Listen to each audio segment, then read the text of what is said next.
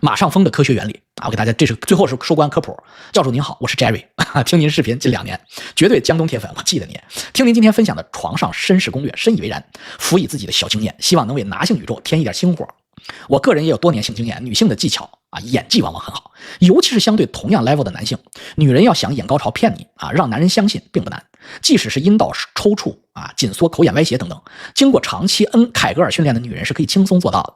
但我前2年发现，一个女人永远无论如何都无法演出来的指标，就是高潮来临时的心跳瞬间加速，因为心跳速度是不受主观意志控制的，尤其是瞬间加速这一点。但是这个时机不好掌握，你作为一个男人，你不能做爱的时候总是耗着女生的脉，手拿着女生的脉，或者手摸着女生的心口一样啊，你等啊，你不可能啊，这样会影响体验，怎么办呢？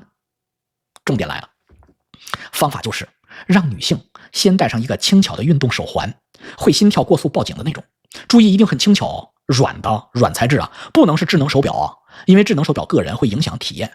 报警心率我一般会给女性设置在160，这个心跳速度一般女性即使在进行高强度有氧训练也很难达到，即使是女上位，女性快速运动也很难达到。当然这个得因人而异，测试一下，有人运动剧烈一点就可以达到，那就你要再往上调，因为高潮时的瞬间心跳可以再突破剧烈运动的频率。相反，也有人基础心率并不高，所以也许他高潮的时候只能达到145，所以你要往下修正。总而言之，就是一个比该女性在剧烈运动时能达到的心跳跳动频率略高即可。然后对于老玩家来说就会很好玩啦，像我就是属于很喜欢前戏的，可以通过手口配合大概半个小时左右，先让女方达到一次口眼歪斜的境界，同时也就能监测心率设置是否合理啊。这是个理工男啊 Jerry， 看看手环有没有报警，报警的时间不会很久，因为那种高潮的高速心跳一般只在高潮瞬间初期出现，但只要报警了就说明你的设置成功了，因为此时女生一般是仰卧并没有运动，高速心跳只有高潮这一种可能，其他断然到不了这么快。然后女性就进入高潮高原了，这说的女性高潮可以持续的，你可以随意的玩耍啊。当然核心还是如教主所说，火箭要各种姿势刺激绩点，不要插太深，每换一个姿势刺激一段时间绩点，手环又会滴滴滴滴报警，听到的时候感觉可爽了，成就感爆棚了。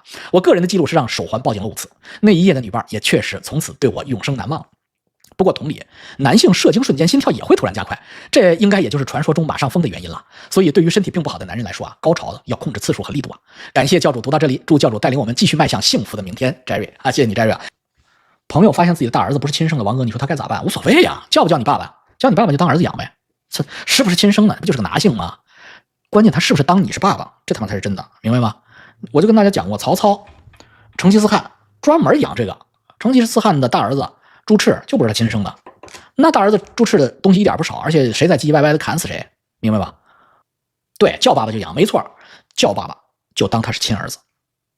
为什么？就是人心都是肉长的，对感情做投资，对子女做投资是陪伴加生命啊，他一定会记住你，所以你不要DNA 不重要，真不重要。我就很简单嘛，因为人类是已经进化完全的动物，小动物 DNA 很重要。它为了传它的这个遗传特性，到了人类，遗传特性已经从肉身升级为灵魂。我们的灵魂就是我们的软件才是人类区别于动物的特征。人类之所以是超越动物的存在，正是因为人类有灵性了，动物就不行啊，动物的灵性很低或者干脆没有。人类有灵性，人类有智慧，是区别于动物的，有知识，动物没有知识，没有语言，没有文化传承，所以动物只能通过 DNA， 它没办法。你人类不是啊，人类有了语言，有了书本，有了知识，有了历史，有了数学科学，人类是通过知识，通过思想在进行传承，它已经升级了动物了，它叫思想 DNA。 中国人说自己是什么人的后代啊？中国人说自己是炎黄后代，对不对？说是孔孟之道炎黄后代，所有的中国人都以此为荣的。我问你，所有的中国人哪一个知道自己在炎黄时代的 DNA 祖先是谁？哪个人知道中国哪一个人知道自己在春秋时代的 DNA 祖先是谁？没有一个，别他妈吹牛逼啊！除了衍生公鸭，没有一个知道。皇上家都会断了的，所以 DNA 不靠谱，思想 DNA 靠谱啊！我们已经是高度发达的文明的动物了，所以思想 DNA 的重要性非常之大。生物体 DNA 不靠谱到什么程度？看着我的眼睛回答我，你妈妈的姥爷叫什么？看着我的眼睛回答我，你妈妈的姥爷叫什么？你妈妈的姥姥叫什么？谁知道？你妈妈的别查家谱，那家谱都编的。你妈妈的姥爷你都不知道叫什么，你妈妈的姥姥你都不知道叫什么，你能知道自己姥姥叫什么就不错了，4代就忘了。这就是文化 DNA 要远远优于生物 DNA。 那么所以呢，我们每一个人都记不得自己4代的祖先的名字。爸爸妈妈名字我们知道，爷爷奶奶姥姥姥爷的名字也许我们知道，这是4个老人，在上面还8个老人。爷爷有父母，奶奶有父母，姥爷有父母，姥姥有父母，8个老人的名字我们都不知道，至少我不知道。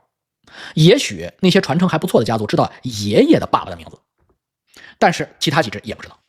这就是生物 DNA 并不靠谱啊！但是所有的中国人都知道自己是孔孟的这个所谓的这个精神遗传，这个炎黄的子孙。所有中国人，所有蒙古人都说自己是什么？都说自己是长生天的孩子，都说是成吉思汗的子孙。所有的西方人都说自己的精神教父在古希腊先哲身上，在古罗马身上，这就是文化 DNA。所以不需要那么矫情这个事儿啊！好了，再见啊，再见。谢谢点赞和订阅哦。